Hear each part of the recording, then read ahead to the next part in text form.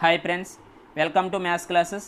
ఈరోజు మ్యాథ్స్ క్లాసుల్లో భాగంగా మనం గతంలో జరిగినటువంటి టెట్కమ్ టీఆర్టీలో ఇచ్చినటువంటి మ్యాథ్స్ క్వశ్చన్ పేపర్ని ఏ విధంగా సాల్వ్ చేయాలన్నది చెప్తాను. ఒక క్వశ్చన్ పేపర్ని కానీ మనం పూర్తిగా సాల్వ్ చేసినట్లయితే మొత్తం టెక్స్ట్ బుక్ అంతటిని కూడా ఒకసారి రివిజన్ చేసినట్టుగా అవుతుంది. అంతేకాకుండా దీంట్లో నేను ఎగ్జామినేషన్ పాయింట్ ఆఫ్ వ్యూలో ఏ విధంగా చేయాలన్నది చెప్తాను. వాటిని గమనిస్తూ మీరు నోట్స్ ప్రిపేర్ చేసుకున్నట్లయితే మీకు అటువంటి ప్రాబ్లమ్స్ వచ్చినప్పుడు ఈజీగా ఏ విధంగా చేయాలన్నది మనకి తెలుస్తుంది అనమాట. ఇక్కడ ఇచ్చినటువంటి ఈ క్వశ్చన్ ఒకసారి చూసినట్లయితే, ఒక దీర్ఘచతురస్రాకారపు ఫ్లాట్ వైశాల్యము 2400 చదరపు మీటర్లు, దాని పొడవు వెడల్పుకు 1.5 రెట్లు ఉన్న ఆ ఫ్లాట్ యొక్క చుట్టుకొలత ఎంత అని చెప్పి ఇచ్చాడు. ఇక్కడ మనం చూసినట్లయితే దీర్ఘచతురస్రాకారం యొక్క వైశాల్యము 2400 చదరపు మీటర్లు ఇచ్చాడు. ఇంకా ఏమన్నాడంటే దీని యొక్క పొడవు అనేది వెడల్పుకి 1.5 రెట్లు ఉంటుంది అన్నాడు. పొడవు అనేది వెడల్పుకి 1.5 రెట్లు ఉంటుంది అన్నాడు.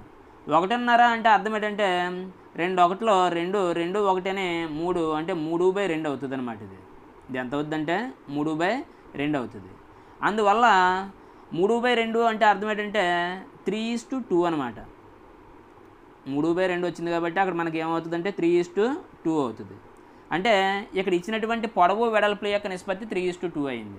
వాడు ఇచ్చింది ఏంటంటే వైశాల్యం ఇచ్చాడు కాబట్టి మనం ఈ 3:2 అనేవి పొడవు వెడల్పులు అనుకుని వైశాల్యం కట్టాలి. అంటే దీర్ఘచతురస్రం యొక్క వైశాల్యం సూత్రం ఏంటంటే పొడవు ఇంటూ వెడల్పు కాబట్టి 3 రెళ్ళు ఎంత అవుతుందంటే 6 అవుతుంది. ఇదేమో చిన్న వైశాల్యము, వాడు ఇచ్చిందేమో పెద్ద వైశాల్యము. ఇప్పుడు మనం ఏం చేయాలంటే ఇచ్చినటువంటి పెద్ద వైశాల్యాన్ని చిన్న వైశాల్యంతో భాగించాలి. భాగించినట్లయితే ఇక్కడ 400 వస్తుంది. ఇది వైశాల్యం కాబట్టి వైశాల్యంలో రెండాటిని గుణించాం కాబట్టి ఇక్కడ ఎక్స్లు ఉన్నట్లయితే స్కేర్లు అవుతాయి కాబట్టి దానికి రూట్ చేసుకోవాలన్నమాట. చేస్తే మనకి ఏమవుతుందంటే √400 అంటే 20 అవుతుంది. ఇది ఒక్కొక్క భాగం అవుతుంది. ఒక భాగము 20 అయింది. ఇక్కడ మనం పొడవులో ఎన్ని భాగాలు అంటే 3 భాగాలు కాబట్టి 3 20లు 60 అవుతుంది. అదే వెడల్పులో 2 భాగాలు కాబట్టి 2 20లు 40 అవుతుంది. వాడు అడిగింది ఏంటి? చుట్టుకొలత అడిగాడు. కాబట్టి చుట్టుకొలత యొక్క సూత్రం ఏంటంటే 2 × L + B అవుతుంది. అంటే 2 × L + B అంటే ఈ రెండాటిని కూడినట్లయితే 100 కాబట్టి 2 × 100 అనమాట. అంటే 200 అవుతుంది. కాబట్టి మనకు మూడో ఆప్షన్ 200 అనేది మనకి ఆన్సర్ అవుతుంది అనమాట. నెక్స్ట్ క్వశ్చన్ చూసినట్లయితే, ఒక వృత్తం యొక్క వ్యాసార్థము 7 సెంటీమీటర్లు అయినా వాటి పరిధి మరియు వైశాల్యాల నిష్పత్తి అని చెప్పేసి అడిగాడు. ఒక వృత్తం తీసుకున్నాం. ఇక్కడ వృత్తం యొక్క పరిధి మరియు వైశాల్యాల నిష్పత్తి కావాలి. వృత్త పరిధి యొక్క సూత్రం ఏంటి అంటే వృత్తం యొక్క వ్యాసార్థం r అయినట్లయితే దాని యొక్క వృత్త పరిధి 2πr అవుతుంది. వైశాల్యం ఏమవుతుంది అంటే πr² అవుతుంది. దీంట్లో మనం జాగ్రత్తగా క్యాన్సిల్ చేసినట్లయితే పై క్యాన్సిల్ అయిపోద్ది. ఇక్కడ ఉన్నటువంటి r² ఉన్నటువంటి ఒక r క్యాన్సిల్ అయిపోద్ది. అంటే ఇంక మనకి మిగిలింది ఏదంటే 2/r అంటే 2:r అనమాట. 2:r. కానీ ఇక్కడ r మనకు వాడు ఏమి ఇచ్చాడంటే 7 సెంటీమీటర్ ఇచ్చాడు కాబట్టి ఈ rకు బదులుగా మనం 7 ఉంచుకోవచ్చు అనమాట. అంటే ఆన్సర్ ఏమవుతుందంటే 2:7 అనేది మనకి ఆన్సర్ అవుతుంది. అది 4వ ఆప్షన్లో ఉంది కాబట్టి 4వ ఆప్షన్ మనకి కావాల్సినటువంటి ఆన్సర్ అనమాట. నెక్స్ట్ క్వశ్చన్ చూసినట్లయితే, ఇది రేఖాగణితానికి సంబంధించింది. ఒకసారి దీన్ని జాగ్రత్తగా చదివినట్లయితే మనకి అర్థమవుతుంది.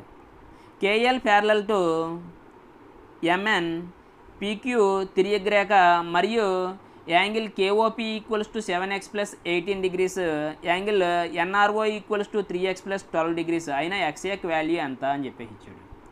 దీన్ని గమనించేటప్పుడు మనం కొన్ని విషయాలు ఇక్కడ మనం గమనించాలి. ఏంటి ఆ విషయాలంటే ఇక్కడ పటం ఇచ్చాడు. ఈ పటం తిరియక్ రేఖకి సంబంధించిందనమాట. వాటిని ఒకసారి దీంట్లో ఉన్నటువంటి కాన్సెప్ట్స్ ఏవైతే ఉన్నాయో వాటిని ఈజీగా చెప్తాను, ఒకసారి గమనించండి. 2 రేఖలు ఒకదాన్ని ఒకటి ఈ విధంగా ఖండించుకున్నట్లయితే ఇక్కడ ఉన్నటువంటి ఈ కోణం అనేది ఇక్కడ ఉన్నటువంటి ఈ కోణానికి రెండు కూడా ఏమవుతాయి అంటే సమానం అవుతాయి. అంతేకాకుండా ఈ కోణం అనేది ఇక్కడ ఉన్నటువంటి ఈ కోణానికి సమానం అవుతుంది అనేది మనం గమనించాలి. అది మొదటి సూత్రం అనమాట. ఇక రెండవది, ఒక రేఖ తీసుకుని ఈ రేఖ పైన ఇంకొక రేఖ దీన్ని ఖండించినట్లయితే ఇక్కడ ఉన్నటువంటి కోణము ఈ రెండు కోణాల యొక్క మొత్తాన్ని మనం ఏమంటామంటే రేఖీయ ద్వయము అని చెప్పేసి అంటాం అనమాట. అంటే ఒకే సరళ రేఖపై ఉంటాయి కాబట్టి ఈ రెండు కోణాల యొక్క మొత్తం ఎంత అవుతుందంటే 180 డిగ్రీలు అవుతుంది. ఇది రెండవది అనమాట. ఇక మూడవది, రెండు సమాంతర రేఖలు తీసుకుని ఈ రెండు సమాంతర రేఖలని ఒక తిరియగ్ రేఖ ఇలా ఖండించినట్లయితే దాన్ని తిరియగ్ రేఖ అంటాం. ఇది ఎల్లోని ఇది ఎమ్ అనుకున్నట్లయితే ఇక్కడ మనం గమనించవలసినటువంటి విషయం ఏంటంటే ఈ రెండు ఎల్ ఎమ్లు అనేవి రెండు కూడా సమాంతర రేఖలు అయినట్లయితే మాత్రమే ఇప్పుడు నేను చెప్పే రూల్స్ అనేవి వర్తిస్తాయి అన్నమాట. ఇక్కడ ఉన్నటువంటి ఈ కోణం అనేది ఇక్కడ ఉన్నటువంటి ఈ కోణానికి సమానం అవుతుంది. అంతేకాకుండా ఈ క్రిందిన ఏర్పడినటువంటి ఈ కోణం అనేది ఇక్కడ ఏర్పడేటువంటి ఈ కోణానికి సమానం అవుతుంది. ఇక రెండో వైపు కూడా అదే విధంగా జరుగుతుంది అనమాట. ఇక్కడ ఏర్పడేటువంటి కోణం ఇక్కడ ఏర్పడేటువంటి ఈ కోణానికి సమానం అవుతుంది. ఈ కిందన ఏర్పడినటువంటి ఈ కోణము ఈ కిందన ఏర్పడినటువంటి ఈ కోణము రెండు కూడా సమానం అవుతుంది అనమాట. ఇప్పుడు మనం ఈజీగా వాడు ఇచ్చినటువంటి ప్రాబ్లమ్స్ని వెంటనే చేసేయచ్చు అనమాట. ఎలా అనేది ఒకసారి చూసినట్లయితే ఇప్పుడు మనకి ఇక్కడ ఉన్నటువంటి ఈ రెండు కూడా సమాంతర రేఖలు కాబట్టి ఏవి కేఎల్లోని ఎంఎన్లోనే రెండు కూడా సమాంతర రేఖలు కాబట్టి వీటిని ఒక తిరియగ్ రేఖ ఖండించింది కాబట్టి ఇక్కడ ఏర్పడేటువంటి ఈ కోణం ఏదైతే ఉందో ఆ కోణం ఇక్కడ ఉన్నటువంటి ఈ కోణానికి సమానం అవుతుంది. అంటే ఏమవుతుంది 7x + 18 అవుతుంది అనమాట ఇక్కడ ఉన్నటువంటి కోణం. ఈ రెండు కూడా మనకి తిరియగ్ రేఖ రేఖీయ ద్వయం అవుతుంది కాబట్టి మనకి ఆ రెండు కోణాల యొక్క మొత్తము ఎంత అవుతుంది అంటే 180 డిగ్రీలు అవుతుంది అనమాట. అంటే మనకి 7x + 18 + 3x + 12 = ఎంత అవుతుంది అంటే 180 డిగ్రీలు అవుతుంది అనేది మనం గమనించాలి.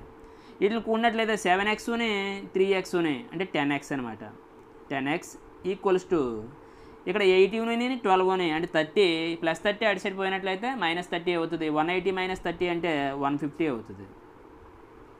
సో ఈ 10 అనేది 150లో 15 టైమ్స్ పోద్ది కాబట్టి x = మనకి ఎంత అవుతుందంటే 15 డిగ్రీస్ అవుతుందన్నమాట. కాబట్టి అది మనకి ఆన్సర్ అవుతుంది. అది మూడోదిగా ఉంది కాబట్టి మూడోది మనకి ఆన్సర్ అవుతుందన్నమాట. నెక్స్ట్ క్వశ్చన్ ఒకసారి చూసినట్లయితే ఇక్కడ ఇచ్చినటువంటి క్వశ్చన్ని ఒకసారి చదివినట్లయితే ఒక త్రిభుజం యొక్క బాహ్య కోణము 125 డిగ్రీలు, దాని అంతరాభిముఖ కోణాల నిష్పత్తి 2:3, అందులో ఒక కోణం ఎంత అని చెప్పేసి ఇచ్చాడు. కాబట్టి ఇక్కడ ఒక త్రిభుజం తీసుకుందాం. ఫస్ట్ ఒక త్రిభుజం తీసుకున్నట్లయితే ఈ త్రిభుజంలో బాహ్య కోణం అనేది అంతరాభిముఖ కోణాల మొత్తానికి సమానం అవుతుంది. ఇది బాహ్య కోణం అనమాట. ఎంత అంటే 125 డిగ్రీలు. మరి అంతరాభిముఖ కోణాలు ఏంటంటే దీనికి ఇక్కడ ఉన్నటువంటి కోణముని ఇక్కడ ఉన్నటువంటి కోణముని వీటి యొక్క నిష్పత్తి ఇచ్చాడు. ఏమి ఇచ్చాడు అంటే 2:3 అని ఇచ్చాడు. ఒకటేమో 2 భాగాలు ఉన్నట్లయితే ఇంకోటేమో 3 భాగాలు ఉన్నాడు. అంటే అంతరాభిముఖ కోణాలు 2:3 నిష్పత్తిలో ఉన్నాయి. ఇవి బాహ్య కోణాలని ఆ నిష్పత్తిలో విధిస్తాయి అన్నమాట. కాబట్టి ఇక్కడ 125 డిగ్రీలు అనేవి 2:3 రేషియోలో ఏవైతే విధిస్తాయో అందులో ఒక కోణం అన్నమాట ఇది. మరి ఇందులో ఎన్ని భాగాలు ఉన్నాయి అంటే 2 + 3 అంటే 5 భాగాలు ఉన్నాయి. కాబట్టి ఈ 5 చేత దీన్ని భాగించినట్లయితే ఒక్కొక్క భాగము ఎంత అనేది మనకు తెలుస్తుంది అనమాట. ఎంత అంటే 25 డిగ్రీలు. ఒక భాగం 25 డిగ్రీలు అయితే ఇక్కడ 2 భాగాలు అంటే 2 25లు 50 అవుతుంది. ఒక కోణం 50 డిగ్రీలు అవుతుంది. మరి తర్వాత ఎంత అంటే 3 భాగాలు 3 25లు ఎంత అంటే 75 డిగ్రీలు అనమాట. కాబట్టి 50 డిగ్రీలు 75 డిగ్రీలు అనేవి ఆ అంతరాభిముఖ కోణాలు అవుతాయి అన్నమాట. కాబట్టి ఇక్కడ ఇచ్చినటువంటి వాటిలో ఇదిగో ఇది మనకి 75 అనేది దాంట్లో ఉంది కాబట్టి అది మనకు ఆన్సర్ అవుతుంది అనమాట. నెక్స్ట్ ఇక్కడ ఇచ్చినటువంటి ఈ ప్రాబ్లం చూసినట్లయితే ఇటువంటి ప్రాబ్లం గ్యారంటీగా మనకు అడగడం జరుగుతుంది. వీటిని ఈజీగా ఏ విధంగా చేయాలని చూస్తున్నాం. మొత్తం అంతా కూడా కాలిక్యులేషన్ చేయవలసిన అవసరం లేకుండా దీంట్లో ఏం చేయాలంటే మనకి పీని క్యూని ఆర్ ఇచ్చాడు. వాటి యొక్క వాల్యూస్ ఫస్ట్ కట్టాలి. వాటి వాల్యూస్ కట్టేటప్పుడు మనం ఏం చేస్తామంటే పీ ఎక్స్ వై ఈ రెండాటికి కూడా మనం ఏం చేస్తామంటే ఒకటిలో ప్రతిక్షేపిస్తామన్నమాట. అంటే వాటి యొక్క గుణకాలు కూడితే సరిపోద్ది. మనం ఇప్పుడు ఫస్ట్ దాంట్లో పీ దాంట్లో ప్లస్లు ఎన్ని ఉన్నాయి 4 1 ఉన్నాయి 5 మైనస్లు ఎన్ని ఉన్నాయి -6 5 - 6 అంటే -1 అనమాట. ఇది పీ యొక్క వాల్యూ. క్యూకి సంబంధించి ఏమవుతుందంటే వీటి యొక్క గుణకాలు 3 12 8 అన్ని ప్లస్లే ఉన్నాయి కాబట్టి వాటిని యాడ్ చేసినట్లయితే 3ని 12ని 15 15ని 18ని 23 అవుతుంది. సో దీని యొక్క వాల్యూ 23 అనమాట. ఇక మూడవది ఆర్ యొక్క వాల్యూ కట్టవలసి వచ్చినట్లయితే ఆర్లో ఉన్నటువంటి గుణకాలు మొత్తం కూడాలన్నమాట. అంటే 6ని 8 14 14ని 6ని 20. అయితే వీడు ఏమడిగాడు P minus Q minus R అడిగాడు. కాబట్టి పి మైనస్ పి అంటే -1 మైనస్ క్యూ అంటే -23 మైనస్ ఆర్ అంటే -20. అంటే మనకు మొత్తం ఎంత అవుతుందంటే -44 అవుతుంది. ఆ -44 అనేది దీంట్లో ఏదైతే ఉందో అది మనకు ఆన్సర్ అవుతుంది అనమాట. మీరు వితిన్ సెకండ్స్లో మన ఆన్సర్ చూసేయచ్చు అనమాట. ఈ విధంగా అయితే ఫస్ట్ ఇక్కడ చూసినట్లయితే 9ని 18ని 27 మైనస్ 7 అంటే 20 అనమాట. కాబట్టి ఇది కాదు. -44 మనకి -44 రావాలన్నమాట. ఇక రెండోది చూసినట్లయితే ఇక్కడ -14 -10 -24 -20 అంటే -44. కాబట్టి మనకి ఇది ఆన్సర్ అవుతుంది. మిగతావి కూడా చూసుకోండి, ఎట్టి పరిస్థితుల్లోని కూడా అవి మనకి ఆన్సర్లు అవ్వు అనమాట. ఆ విధంగా మనం జాగ్రత్తగా వీటి నుంచి చేయాలి. నెక్స్ట్ క్వశ్చన్ ఇక్కడ గమనించినట్లయితే మొదట ప్రాసెస్ ప్రకారంగా చేద్దాము, తర్వాత ఈజీగా ఏ విధంగా చేయాలనేది నేను చెప్తాను. ఇక్కడ 2 పవర్ 3x - 1 + 10 డివైడెడ్ బై అంటే బై అనమాట ఈక్వల్స్ టు 6. ఈ 7 అనేది దీన్ని డివైడ్ చేస్తుంది కాబట్టి అటు సైడ్ వెళ్ళినట్లయితే మల్టిప్లై చేస్తుంది. అంటే 6 ఏళ్ళు 42 అవుతుంది. ఈ +10 అటు సైడ్ వెళ్ళినట్లయితే ఏమవుతుందంటే -10 అవుతుంది.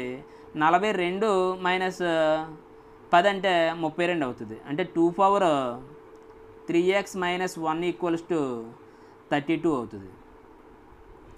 మరి 32 అంటే 2 పవర్ 5 అవుతుంది.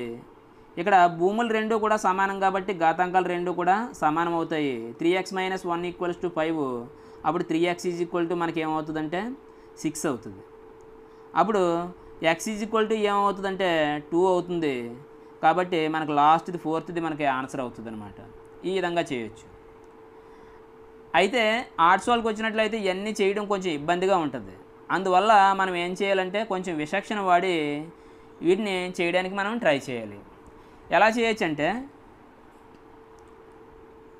మైనస్లు అనేవి ఏమన్నా వస్తే వాటిని వదిలేయండి, ఏది కాకపోతే అది ఆన్సర్ అవుతుంది అనమాట. ఈసారి మిగతా ఆప్షన్స్ని దీంట్లో సబ్స్టిట్యూట్ చేద్దాం. మొదట 0 పెట్టినట్లయితే 3 0s are 0 పవర్ -1 వచ్చింది కాబట్టి మళ్ళీ పవర్ -1 వచ్చింది కాబట్టి దీన్ని వదిలేయండి. 1 పెడదాం. 1 పెట్టినట్లయితే 3 × 1 అంటే 3 -1 అంటే 2 అనమాట. అంటే 2 పవర్ 2 అంటే ఏమవుతుందంటే 4 + 10 అంటే 14 డివైడెడ్ బై 7 అంటే 2 వస్తుంది. కానీ ఇక్కడ ఎంత ఉంది? 6 ఉంది. అది రావాలన్నమాట మనం ఆన్సర్. కాబట్టి ఇది కూడా కాదు. 2 సబ్స్టిట్యూట్ చేసినట్లయితే ఇక్కడ 3 × 2 అంటే 6 - 1 అంటే 5 అనమాట. అంటే 2 పవర్ 5 అంటే 32 + 10 అంటే 42/7 అంటే 6 వచ్చింది. కాబట్టి 6 వచ్చింది కాబట్టి మనకి ఏమవుతుందంటే ఇది ఆన్సర్ అవుతుంది అనమాట. నెక్స్ట్ క్వశ్చన్ చూసినట్లయితే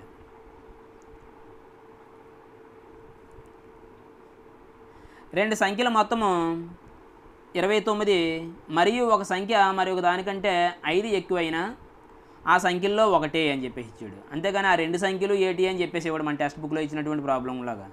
టెక్స్ట్ బుక్లో ఇచ్చినట్టు ప్రాబ్లమే ఇది, ఆ సంఖ్యలు కనుగొనము అని చెప్పేసి ఇచ్చాడు. అయితే ఇక్కడ ఏంటంటే అందులో ఏదో ఒక సంఖ్య కావాలన్నమాట. మనకి దీనికి ఒక షార్ట్ కట్ ఉంది, మనం ఆల్రెడీ ముందు చేసుకున్నటువంటి వీడియోలో చేయడం జరిగింది. రెండు సంఖ్యలు ఏబీలు అనుకున్నట్లయితే a + b = మనకి ఎంత అవుతుందంటే 29 అవుతుంది. ఇక రెండోది ఒక సంఖ్య మరొక సంఖ్య కంటే కూడా 5 ఎక్కువైనా అన్నాడు. అంటే ఆ రెండు సంఖ్యల యొక్క భేదము ఏమవుతుందంటే 5 అవుతుంది అనమాట. వీటిని సాల్వ్ చేసేటప్పుడు మనం ఏం చేస్తామంటే బై 2 చేయమన్నాను. రెండాటికి కూడా మనం ఏం చేయాలంటే సగం చేయాలి. చేస్తే ఇది ఎంత అంటే 14.5 అవుతుంది. ఇది 29లో సగం అంటే 14.5. 5లో సగం అంటే ఎంత అవుతుందంటే 2.5 అవుతుంది. ఈ రెండాటిని కూడా యాడ్ చేస్తే పెద్ద సంఖ్య వస్తుంది అనమాట. అంటే 14.5 2.5 అని ఎంత అవుతుందంటే 17 అవుతుంది. రెండాటిని తీసేసినట్లయితే చిన్న సంఖ్య వస్తుంది. అంటే 14.5లోంచి 2.5 తీసేస్తే 12 వస్తుంది అనమాట. అంటే ఈ రెండు సంఖ్యలు అవుతాయి. కాబట్టి ఇందులో ఉన్నటువంటి సంఖ్య ఏంటంటే ఇదనమాట. ఈ విధంగా మనం చేయొచ్చు. ఆల్రెడీ ఇంతకుముందు మనం చేసినటువంటి వీడియోలో మనం వీటి కోసం చెప్పుకున్నాం. దీని మీద ఆధారపడినటువంటి చాలా సమస్యలు సమీకరణాలు అసమీకరణాలు అనేటువంటి చాప్టర్ మీద చేయడం జరిగింది. కావాలంటే అవి చూడండి. ఇక్కడ ఏంటంటే ఇది ఏజెస్కి సంబంధించింది. ఇది కూడా సమీకరణాలు అసమీకరణాలు అనేటువంటి రేఖీయ ఏకశలరాశిలో రేఖీ సమీకరణాల సాధన అనేటువంటి టాపిక్ నుంచి ఈ ప్రాబ్లం ఇది. రాధ తన కూతురు సీత కంటే 24 సంవత్సరాలు పెద్దది. 6 సంవత్సరాల క్రితం రాధ వయసు సీత వయసుకు 3 రెట్లు అయినా సీత వయసు అన్నాడు. సాధారణంగా ఈ ఏజ్కి సంబంధించిన ఏమన్నా వచ్చినట్లయితే తప్పనిసరిగా మనం ఏం చేయాలంటే ఆప్షన్ నుంచి వెళ్తే బెటర్. మరి ఇక్కడ ఏమన్నాడంటే రాధ యొక్క వయసు తన కూతురు సీత యొక్క వయసు కంటే కూడా 24 సంవత్సరాలు పెద్దది. అయితే 6 సంవత్సరాల క్రితం అంటే వెనక్కి వెళ్ళాలన్నమాట, అంటే మైనస్ ఏమవుతుందంటే రాధ వయసు సీత వయసుకు 3 రెట్లు అవ్వాలన్నమాట. రాధ వయసు సీత వయసుకి 3 రెట్లు అవ్వాలి. అయితే ఇక్కడ సీత యొక్క వయసు 12 తీసుకున్నాం అనుకోండి, సీత యొక్క వయసు 12 తీసుకున్నాం అనుకోండి, అప్పుడు రాధ యొక్క వయసు ఏమవుతుందంటే 12 + 24 అంటే 36 అవుతుందన్నమాట. 6 సంవత్సరాల క్రితం ఏమవుతుందంటే అంటే ఇందులోంచి 6 తీసేయాలి 12లోంచి, అంటే ఇద్దరు వయసులు. ఇక్కడేమో సీత యొక్క వయసు 6 సంవత్సరాలు అవుతుంది, రాధ యొక్క వయసు ఏమో 30 సంవత్సరాలు అవుతుంది. కాబట్టి ఇది ఎన్ని రెట్లు అవుతుందంటే 5 రెట్లు అవుతుంది. కానీ ఎన్ని రెట్లు అవ్వాలి, ఇక్కడ 3 రెట్లు అవ్వాలి. కాబట్టి ఇది మనకు ఆన్సర్ కాదనమాట. నెక్స్ట్ రెండో దానికి వెళ్ళాలి. రెండో దానికి వెళ్ళినట్లయితే అది 18 అనుకుందాం. సీత యొక్క వయసు 18 అనుకుందాం. సీత యొక్క వయసు 18 అనుకున్నప్పుడు రాధ యొక్క వయసు 18 + 24 అంటే ఎంత అవుతుందంటే 42 అవుతుంది. మరి 6 సంవత్సరాల క్రితం ఏమవుతుంది, సీత యొక్క వయసు 6 తీసేసినట్లయితే 12 అవుతుంది. ఇక్కడ 42లోంచి 6 తీసేసినట్లయితే 36 అవుతుంది. ఇక్కడ 12 3 36 అయింది. కాబట్టి సీత యొక్క వయసుకి రాధ యొక్క వయసు 3 రెట్లు ఉన్నది. కాబట్టి మనకి ఇది ఆన్సర్ అవుతుంది అనమాట. ఇలా ఆప్షన్ నుంచి మనం వెళ్ళినట్లయితే ఈజీగా చేయగలుగుతాం అనమాట. నెక్స్ట్ క్వశ్చన్ గమనించినట్లయితే ఇక్కడ ఒక చతుర్భుజంలోని కోణాలు x డిగ్రీలు, x - 10 డిగ్రీలు, x + 30 డిగ్రీలు 2x అన్నాడు. అలా అయినట్లయితే అందులో చిన్న కోణం ఎంత అన్నాడు. మనం ఇక్కడ గమనించినట్లయితే గ్యారంటీగా చిన్న కోణం అనేది మనకి x - 10 డిగ్రీస్ అవుతుంది అనమాట. అందువల్ల ఇప్పుడు ఫస్ట్ మనం చతుర్భుజంలో ఉన్నటువంటి కోణాల యొక్క మొత్తం అనేది 360 డిగ్రీలు అవుతుంది. అంటే ఈ అన్నిటిని కూడేసి 360 డిగ్రీలకి సమానం చేయాలన్నమాట. ఇలా కూడినప్పుడు ఇక్కడ ప్లస్లో అంకెలు కొడదాం. -10 డిగ్రీస్ని +30 డిగ్రీస్ని అంటే 20 డిగ్రీస్. +20 ఇటు సైడ్ వెళ్ళినట్లయితే -20 అవుతుంది. కాబట్టి దీంట్లో తీసేయాలన్నమాట. తీసేసినట్లయితే ఎంత అవుతుందంటే 340 అవుతుంది. మరి ఇంక ఎక్స్లు ఎన్ని ఉన్నాయి, ఇక్కడ ఒక ఎక్స్ ఉన్నాయి 2x + x అంటే 3x ఉన్నాయి, ఇక్కడ 2x ఉన్నాయి 5x. కాబట్టి అక్కడ 5x కాబట్టి 5తో మల్టిప్లై చేసిన భాగించినట్లయితే మనకి x యొక్క వాల్యూ వస్తుంది అనమాట. సో 5 34లో 6 టైమ్స్ పోయింది, ఇంకా 40 మిగులుతుంది, 40లో 8 టైమ్స్ పోయింది. కాబట్టి x = 68 డిగ్రీస్ వచ్చిందనమాట. ఇక్కడ మనకు చిన్నది ఏమవుతుందంటే x - 10 డిగ్రీస్. x - 10 డిగ్రీస్ అనేది అన్నిటి కంటే కూడా చిన్నది అవుతుంది అనమాట. అందువల్ల 68 - 10 అంటే 58 అవుతుంది. కాబట్టి మనకి ఇది ఆన్సర్ అవుతుంది.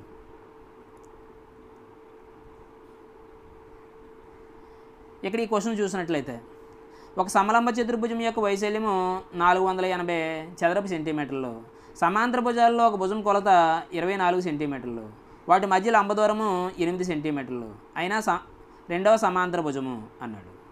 ఇక్కడ ఏంటంటే చతుర్భుజం కానీ లేదా సమలంబ చతుర్భుజం కానీ ఇచ్చినప్పుడు దీని యొక్క వైశాల్యాన్ని కనుక్కోవడానికి చెప్పాను. జతగా 2 వస్తాయి, ఒంటరిగా 1 వస్తుంది. ఒంటరిగా వచ్చింది ఇంటూ జతగా వచ్చినటువంటి రెండాట్ల యొక్క సరాసరి అన్నాను. ఇక్కడ ఏంటంటే సమాంతర భుజాలు, 2 సమాంతర భుజాలు ఏబీలు అనేవి సమాంతర భుజాలని వాటి మధ్య లంబ దూరం h అనుకున్నట్లయితే ఈ hని వీటి యొక్క సరాసరితో గుణించాలన్నమాట.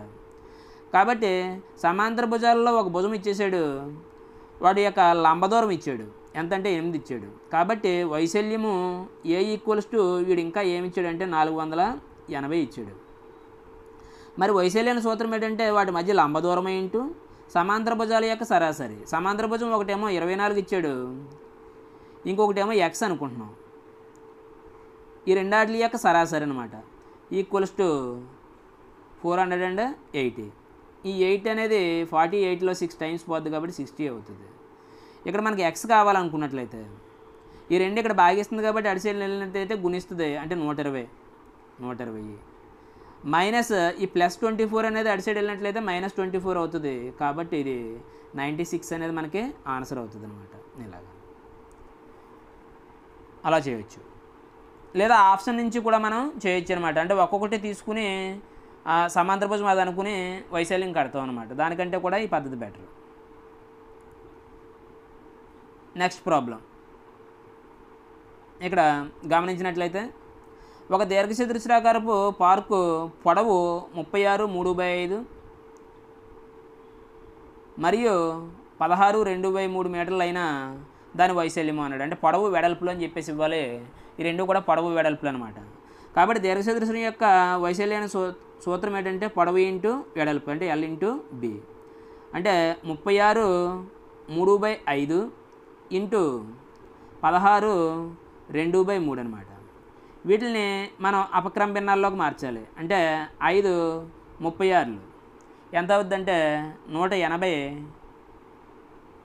5 36 అంటే 5 6 30, 5 30 150, అంటే 180. 180 3ని 183/5 ఇంటూ ఇక్కడ 3 16 48, 48ని 2ని 50, 50/3 అనమాట. ఇది ఇందులో 10 టైమ్స్ పోతుంది. ఈ 3 అనేది దీంట్లో 61 సార్లు పోతుంది. 61 × 10 అంటే 610 అనమాట. కాబట్టి నాలుగోది ఏదైతే ఉందో అది మనకి ఆన్సర్ అవుతుంది. నెక్స్ట్ క్వశ్చన్ చూడండి.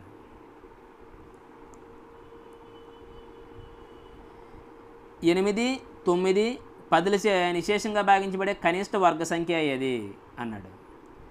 ఇక్కడ మనం గమనించినట్లయితే మొదట కొన్ని వాటిని డిలీట్ చేయొచ్చు అనమాట. ఎలా అంటే 9 చేత భాగించబడాలంటే ఆ అంకీలో మొత్తాన్ని 9 నిశేషంగా భాగించాలి. కాబట్టి ఇక్కడ మొత్తం కూడినట్లయితే 7 వస్తుంది కాబట్టి దీన్ని భాగించదు. ఇది మొత్తం కూడినట్లయితే ఇక్కడ కూడా 7 వస్తుంది కాబట్టి దీన్ని కూడా భాగించదు. ఇక మనకి ఈ రెండు వాటిల్లో ఉన్నాయి. రెండు కూడా వర్గ సంఖ్యలే, 900 3600 కూడా. కానీ కనిష్ట వర్గ సంఖ్య ఏది అన్నాడు. కనిష్ట వర్గ సంఖ్య ఏంటంటే 900 అనమాట. ఈ 900లో ఈ 3 పోయినట్లయితే ఆటోమేటిక్గా భాగించబడుతుంది అనమాట. చివరి 2 సున్నాలు ఉన్నాయి కాబట్టి 8 చేత భాగించబడుతుంది. అంకెలు మొత్తం 9 కాబట్టి 9 చేత భాగించబడుతుంది. చివరి 1ల స్థానంలో 0 ఉన్నది కాబట్టి 10 చేత భాగించబడుతుంది. కాబట్టి మనకి 900 అనేది ఆన్సర్ అవుతుంది. 900 భాగించబడుతుంది, 3600 భాగించబడుతుంది. కానీ కనిష్ట వర్గ సంఖ్య అన్నాడు కాబట్టి కనిష్టంగా భాగించబడేది 900 అనమాట.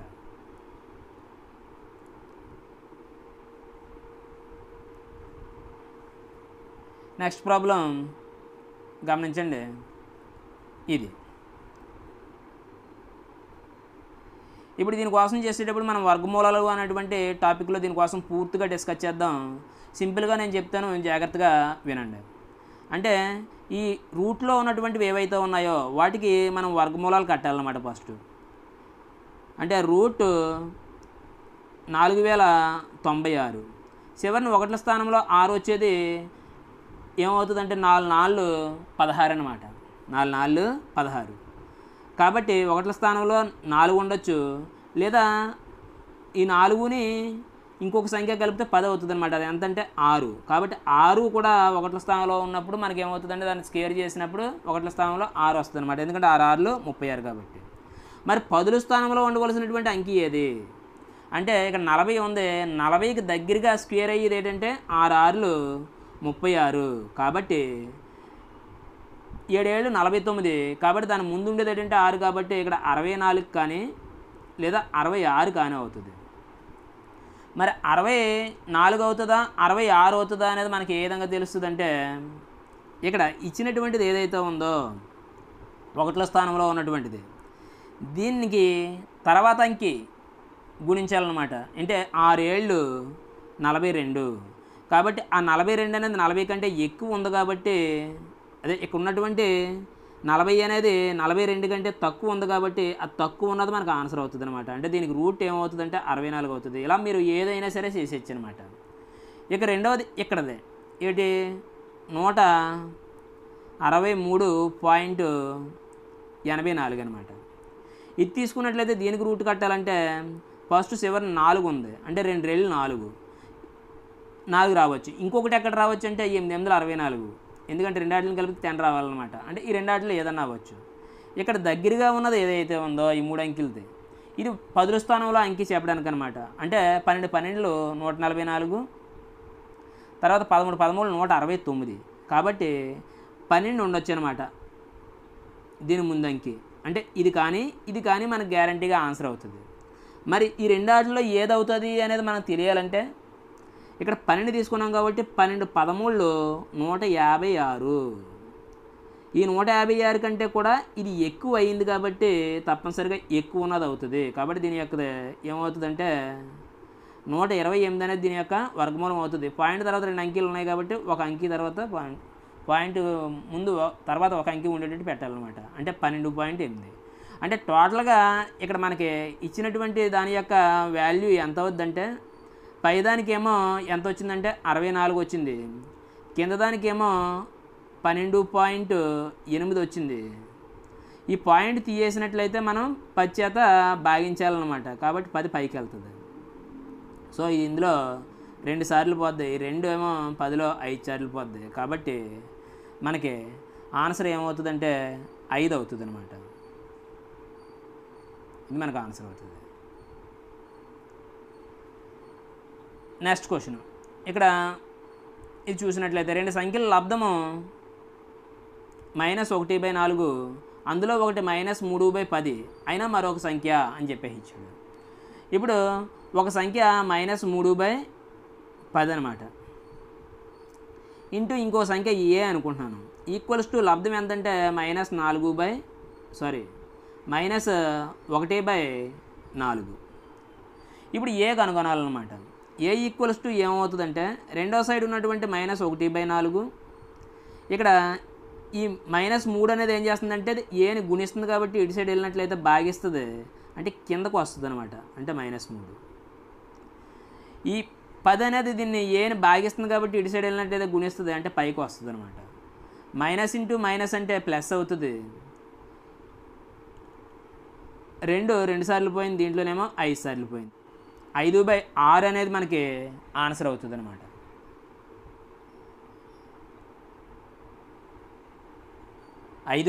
అనేది మనకి ఆన్సర్ అవుతుంది అనమాట. నెక్స్ట్ క్వశ్చన్ చూసినట్లయితే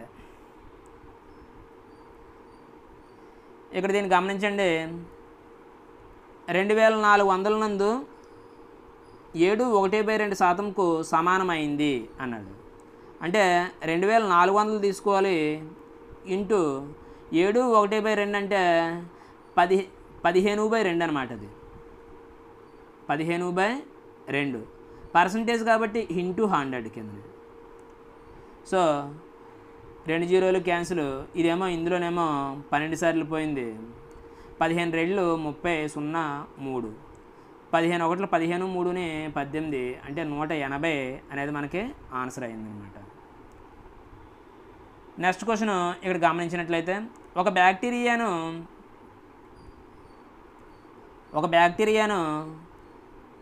50,000 రెట్లు పెద్దది చేసినప్పుడు దాని పొడవు 5 సెంటీమీటర్లు.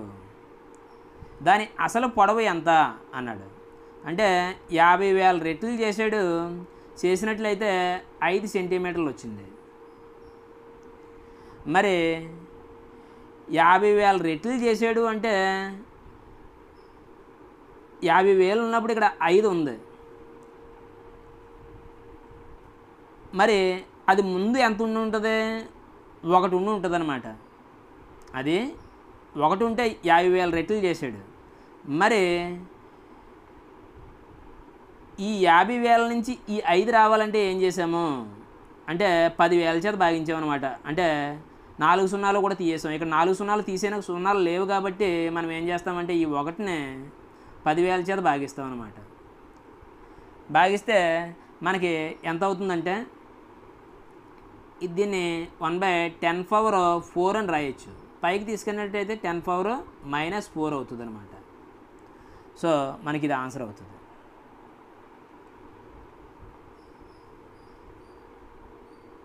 ఇక్కడ ఇచ్చినటువంటి ఈ క్వశ్చన్ ఒకసారి చూసినట్లయితే అమ్మిన వేళ కొన్న వేలకు 6/5 రెట్లు అయిన లాభశాతం ఎంత అని చెప్పేసి ఇచ్చాడు.